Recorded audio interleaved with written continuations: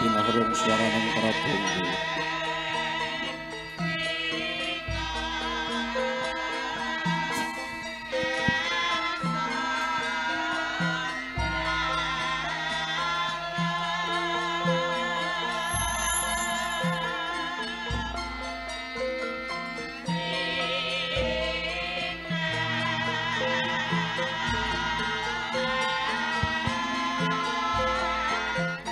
Ayo, tes. Amit Kalimantapit dumateng sagunging aji pinisepuh. Langkung-langkung dumateng priyagung ingkang mahambek dharma.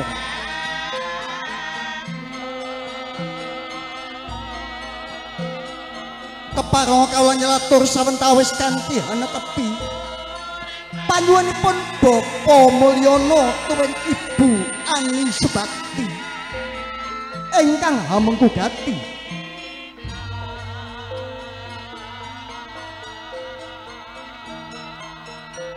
ing titilaksana supados ngawontenaken adicara panggih.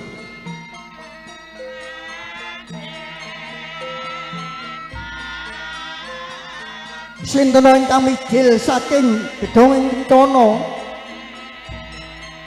punika candraning Sang Suba Manggala amboyong punanganten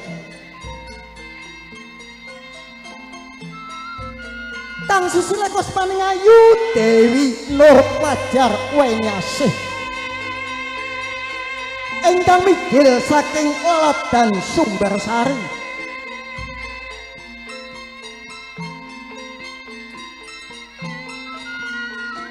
Dasar ayu rupane rinengga ing busana miwah baut ambeksa budaya Jawa.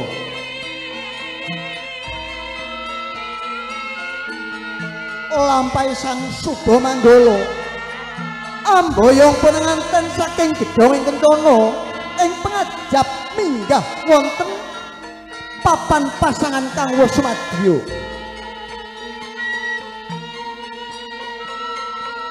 Alon anggone lumaksana Sang Suba Manggala dasar anggone lumaksana nganggone nuting Rama.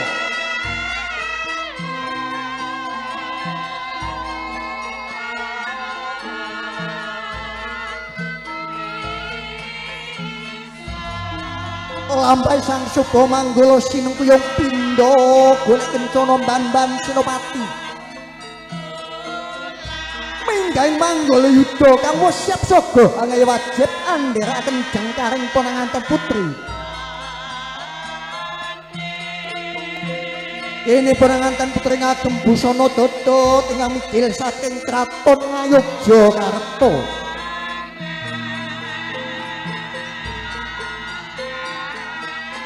Lampahe ponanganten putri kadhampit bapa tuwin ibu sinengkuyung wanita sak kembaran kang tumuli gendong kembar mayang.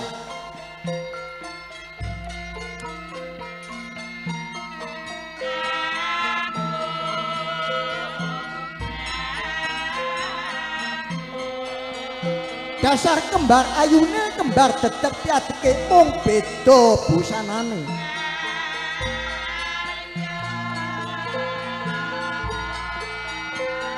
Kene ponanganten putri wis ndungkap satraing papan pasangan.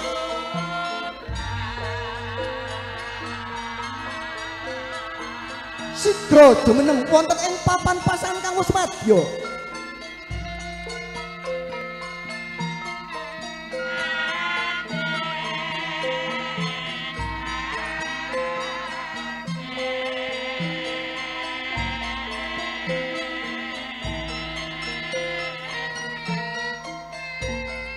Kene ponanganten putri wis ndungkap ana sak papan pasangan kang swadra sigra kendel sawetawis.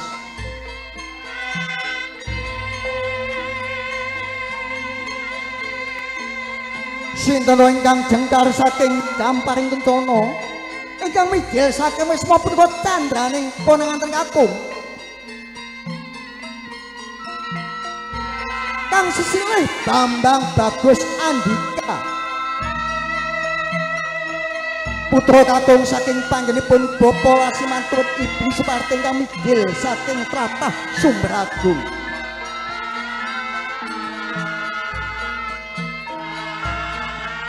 Lampahipun nganten dia waton kepenak dasar anggone lumaksana anggone nuting Rama.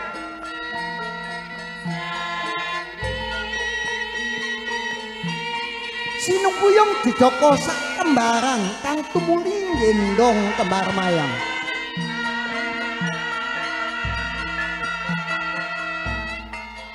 Dasar kembar baguse kembar dedeg ya uga kembar busanane. Dasar durung ana sing duwe.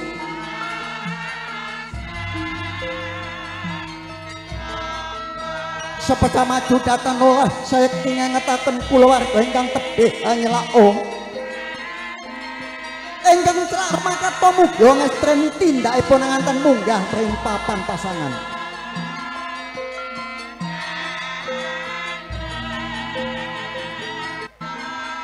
Alon anggone maksana kadampit bapa ibu wis dungkap satraing papan pasangan.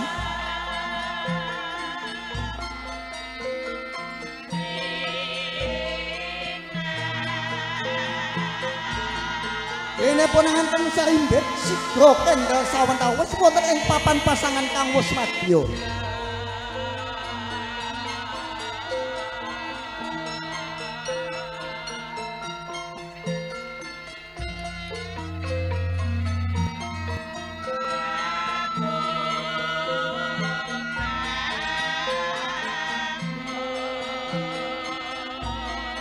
Tepeng catur Netraya kumlawe astane mriku kawontenaken bebalangan Gantala.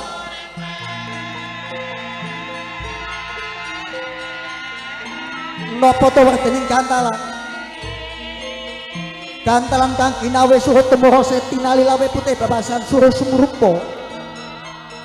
Sira wis kasembatan anggon ngancak alam yang bebren engkono dono ati talining pernikahan uga kang sinebut akad nikah.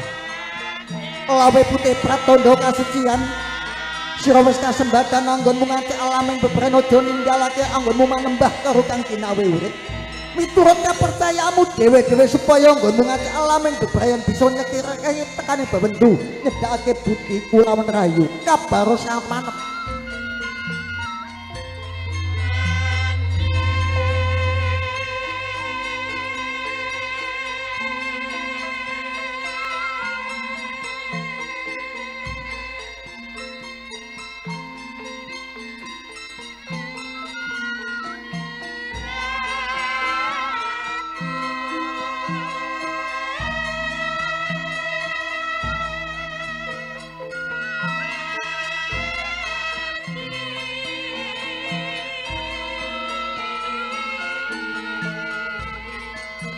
Dene pun nganten sarimbit kasiramus karis tamanmu lumuntuh ing karis taman panjingo saged andayani kagem pun nganten sarimbit.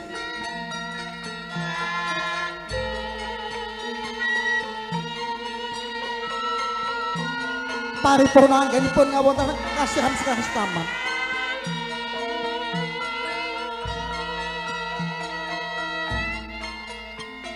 Dene pun nganten putri ngawonten ingkang rasungkem pratandha dadosa gawé ingkang bektulan tansah minta tanggung jawab.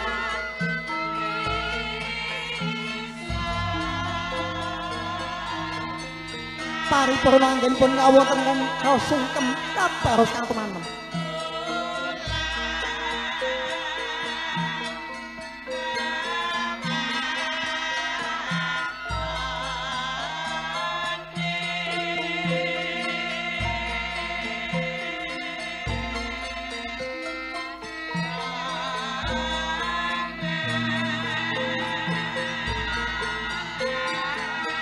Datang terus wigawigih ponanganten kakung minta panguwasaning Gusti mecah tigan labaring tigan manjinga wiji ingkang murni kagem ponanganten sarimbit.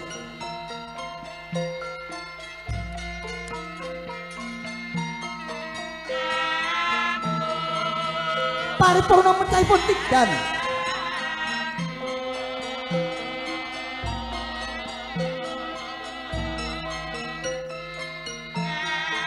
Panangaten putri mendhet canting ingkang tono nyerang suku ingkang roko.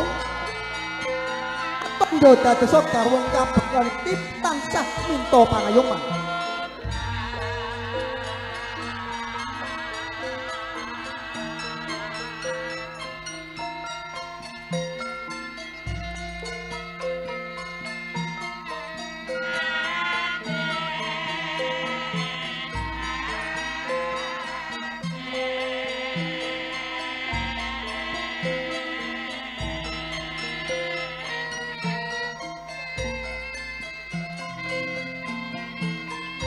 Paripurna anggenipun ngentas pituruh putra kekalih. Kabaros kang tumanem ing mriku bapa kula lan ibu sampun siap sogo kangge wajib.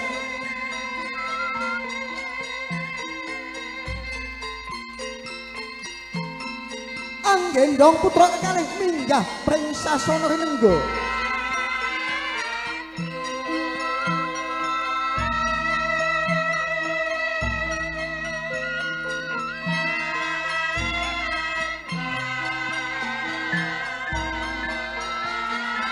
Lampahe pananganten srebet kagendong bapa tur ibu minggah wonten ing dampar kadinge kencana.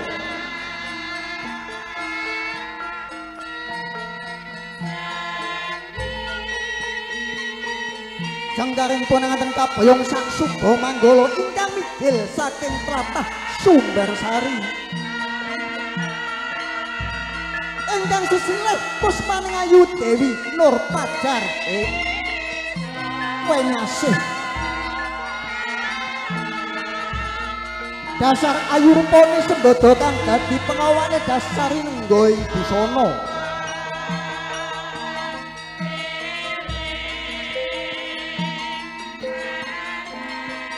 Lampahe pananganten sepecak maju datan oleh mugi ngangetaken kulawarga ingkang tebih anyelak ingkang celak rumaketha. Mugi ngastreni tindake pananganten munggah pring papan kang wus madya. Alona anggon lumaksana pananganten dasar nggone nuting Rama minggah wonten ing papan pasangan kang wus madya.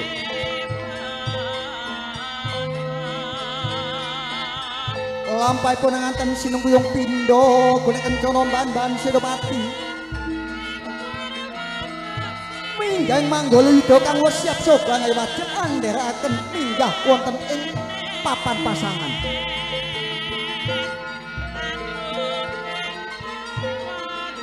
Lampahe pananganten kabapa pring ibu sinungguyung bapa ngrespuh wonten panjenenganipun bapa Asimandala Ibu Supardi. Minggah wonten ing dampar gading kencana.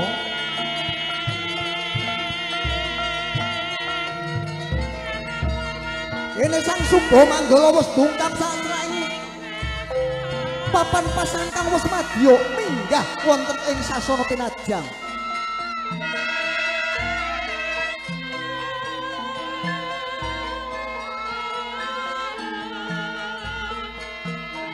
Alon-alon anggelu maksa minggah wonten ing damparing rinengga. Kalenggahaken jajar wonten ing papan pasangan kang wis madya lenggah wonten dampar gading kencana.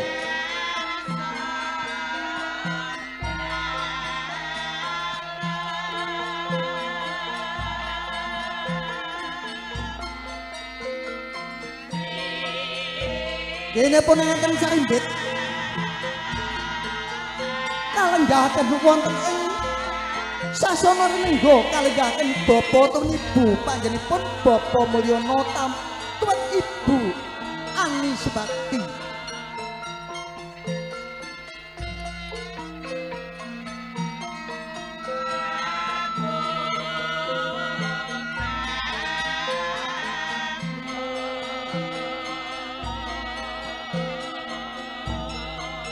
Ger sira sakarun anak lanang lan anak wedok. Sira wis dungkap omong sasana kang rinengga. Sira sakarune taun lungguh ni ana papan pasangan kang wis madya. Mugi apa nanganten sarembet kesel lenggah wonten ing dampar rinengga kang wis madya.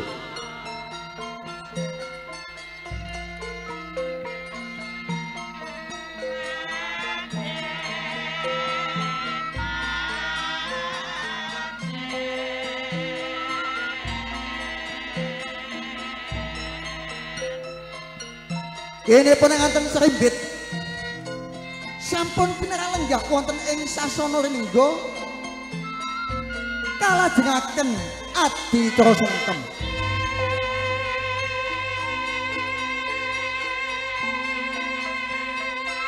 Mugi-mugi pananganten Serimbit kersa jengkar anggenipun pinalenggah marak sowan wonten ngarsa Bapa Mulyana lan Ibu Anispati.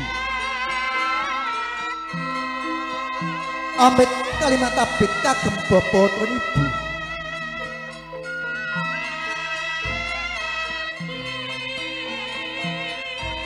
Kawula putra kalih Andika tuwin Siti ngaturaken sampasongkem mugi kunjuk wonten ngarsa Bapa Mulyana lan Ibu Anispati. Saha nyuwun tambahing puji astuti mugi-mugi anggen kawula ngancik alami gesang bebrayan. Mugi saged mujudaken keluarga ingkang sejahtera. Ya yongger anak lanang sing bagus dhewe Andika. Lan anak wedok sing ayu dhewe Siti Fatimah.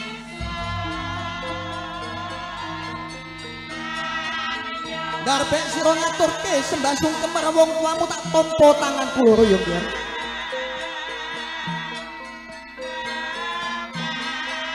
Puji astutine wong tuamu tampanono. Kawula nggih Bapa lan Ibu kawula tampi mugi-mugi saged dadosaken jimat palipih dumateng kawula Serimbit. Kanthi puji astutipun Bapa lan Ibu ingkang kawula suwun mugi anggen kula anggep wonten samudraning bebaran agung saged mujudaken keluarga sakinah mawaddah warahmah. Ya Nger anak lanang sing bagus dhewe Andika lan anak wedok sing ayu dhewe Siti Fatimah. Donga pangujine wong tuamu muga-muga bisa ngiringi laku jantramu anggonmu ngacek alaming bebrayan. Paripurna anggenipun marak sungkem wonten ngarsa Bapa Mulyana lan Ibu Anispati. Jangkaring pananganten marak sowan wonten ngarsa Bapa Lasiman lan Ibu Suparti. Lampahipun pananganten tansah geguniran kenceng kiyong tuko batuh datan motindang serambut pinara sastra. Pancene lagi ketaman bayuning Bathara Asmara.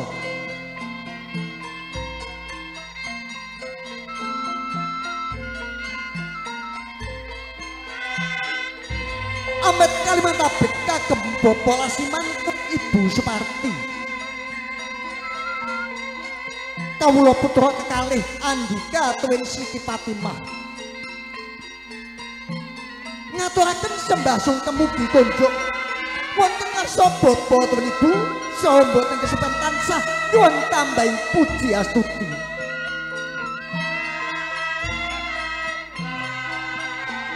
Ya Nger anak lanang sing bagus dhewe lan anak wedok sing ayu dhewe.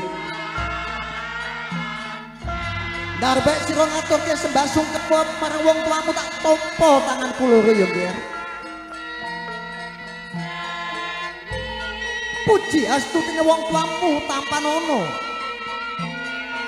Muga-muga bisa ngiringi lakumu anggonmu omah-omah. Bisa mujudake keluarga sakinah mawaddah lan warahmah. Duh Bapa lan Ibu. Kawula tampas kula kekalih mugi-mugi saged dadosaken jimat palipih anggen kawula ngacik gesang bebrayan. Ya Nger anak lanang lan anak wedok Tuga kira digawa sing ati-ati ya Nger. Uga anggonmu ngacik alaming gesang bebrayan bisa dadi keluarga kang agung, bisa langgeng, bisa dadi tepa tuladaning kawula ing tlatah Jalan Abokat. Muga-muga sira sakarone bisa mujudake kang dadi kekundangane Bapa lan Ibumu. Bisa sira sakarone bisa ngetrake kang tinembung. ing ngarsa sung tulodo ing madya mangun karsa tutpuri Handayani dumateng sagunge tamu kang pantes Nudarsana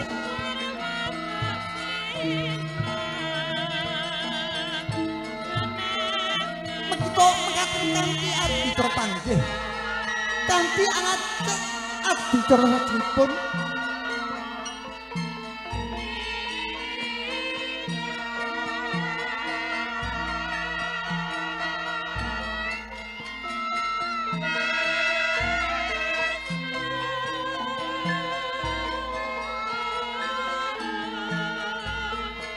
kene ponanganten serimbet ametik Rajakaya kacang kawak bele kawak benguk kawak kacang kawak adi ari-ari munduh Rajakaya saking panggilipun ponanganten kakung mugi lumuntur ing Rajakaya kang sinebut Kacar Kucur mugi saged Handayani kagem ponanganten serimbet paripurna anggenipun ngawontenaken ametik Rajakaya kang sinebut Kacar Kucur jumbuhing ponanganten kekalih mugi saged manunggal tujuanipun manunggal kekarepanipun manunggal nyawiji ingkang dados sedya panyunipun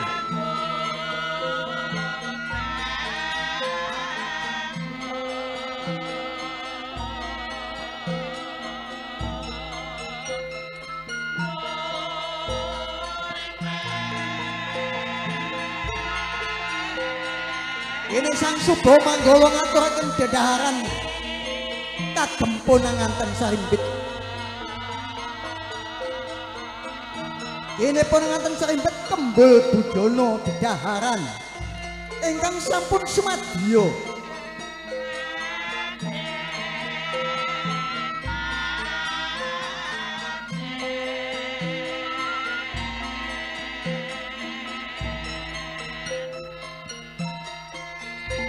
ini ponanganten Sarimbit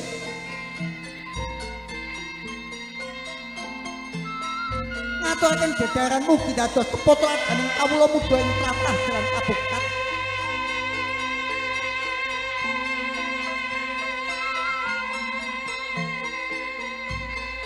paripurna anggenipun ngaturaken dedhaharan angundhuk tirtane meneng kagem ponanganten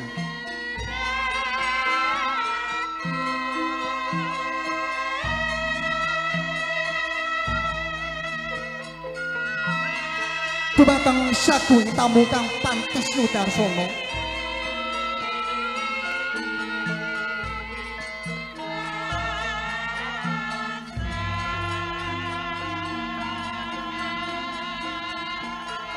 kene ponanganten Sarimbit anggelar kang sinebut ulam lembaran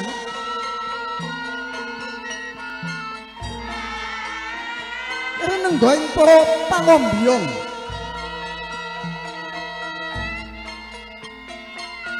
mugi-mugi seketa Handayani kagem ponanganten Sarimbit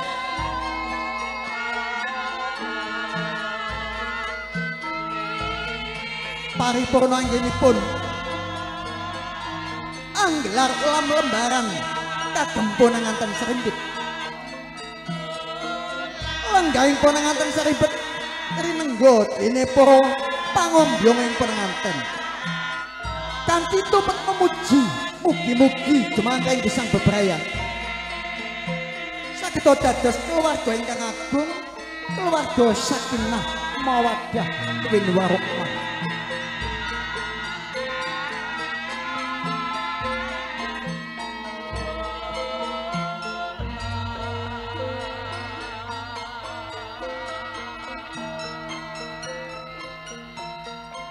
dumateng sagunging tamu ingkang satuhu kinabekten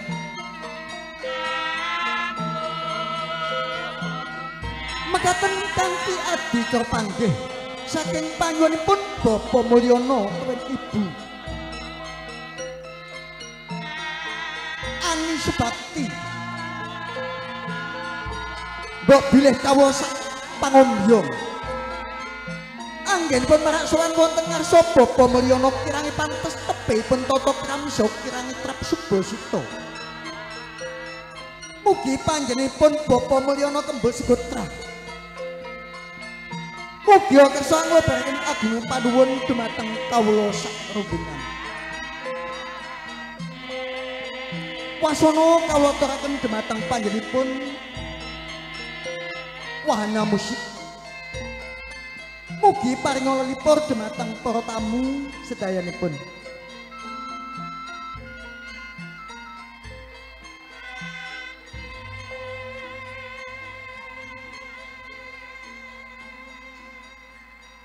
Matur nuwun kanthi sanget. Karsanipun panjenenganipun Bamba Ki Dalang Kasna ingkang sampun kepareng hanturaken dal dhateng tiyang kawula saula. Saderengipun hanya lira runcening adicara panggih ing Serat Miojo pengantin kekalih pun kanturan kanthi tantas titis terang darawaca. Mugi ndadosna jejimbat ngarsanipun Sri Atmaja panganten anggen penulungan bebayan agung tansah pinaringan kawilujengan kalis lestantun kalis lir ing sambikala kanebehan pringgan bayang margi saged pinangun kula wangsa ingkang mawaddah sakinah warahmah amin. Kalajengaken wasana panglipur ing siang menika terima kasih sekali atas waktu yang sudah diberikan bersama New Wahana Musical Production. Dan selamat beraktivitas tentunya buat teman-teman partner-partner kita. Ada DVS video shooting, kemudian foto komo profesional fotografer yang sekaligus bersama dan memandu satu prosesi acara melalui satu wedding organizer, yaitu ada Galeri Atika Cantik Wedding Organizer. Oke, sembari memenuhi satu permintaan untuk persembahan setelah paripurna satu rangkaian acara temu pengantin ini dipersilahkan hadirnya bersama Ajeng Weni Thalia. Kene nduk? Ya. Ini saya wis tahu dari Subo Manggolo, terus jadi penyanyi. Mari ngono, iki mau kelambimu dhewe apa sing nyileh? Kelambimu dhewe apa sing nyileh? Disilehi. Aku rada duwe bakat sih. Bakat sing kepiye? Yang harus dipendam saja. Kok harus dipendam saja? Ki bakat itu kudune jangan terpendam. Kalau bakat itu terpendam, usahalah untuk bisa mengungkapkan. Ini tadi belum ada persiapan ya. Ya. Ada satu permintaan tolong. Nanti kirap ki ya Mbak. Iya. Terus awakmu mulai swalin? Rasa mulai omahku wadah Sumber Sari barang. Tak kira kudu balik sik sewalin teko nek 11 terus tekan kene ngirap ngono. Berarti aman, dari Galeri Atika sudah menyediakan pakaiannya. Selengkap mungkin? Aku wis disanggulno. Disanggul. Disaline aku mau lho mek mapan ini kita. Ngono kuwi tok. Dibuka kelambimu diguanti sing ganti wong lanang apa wedok? Ya wedok. Iki kronik Galeri Atika lho wedok. Oke. Makasih, you luar biasa. Tak kira sing nyaline Agis. Lah kok Agis melok guyang ya apa roh batin. Aku ya diantemi bojone nek sing nyaline Agis. Oh sing genah ora ana bojone nyaline Pak Yanto aku bakal diamuk iki malah nek bojone ning kene ra ya. Iki mau nganggo oleh-oleh apa nganggo pesenan sing kepiye kanggo lagune? Niki wau pamundutane saking Bos Yanto DVS. Lagune Puyuh Jantan. Wih, iya reno-reno permintaane Bos Yanto. Tapi nuansane aku harus berpakaian seperti ini. Ya, oke. Gak usah gumun cekeran gitu.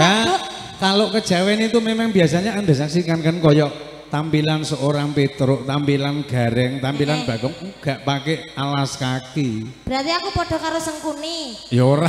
Oh, padake kuwi. Kejawen ya kudu ngene iki, jangan pakai alas kaki. Ini ciri khas. Gis, lek mbak puntung rokok aja sembarangan kowe gak melas kan. Aku nek ngono keslomot sikilku barang. Ayo siap lagunya ya? Iya. Joget-joget ya. Awakmu iso lagu Puyuh Jantan. Loh, masanya itu kan bahasa bukan bahasa kita basa Jawa loh. Ya Mas ya, lain orang lain dia wak. Ora apa-apa toh. Iya. Oke ya.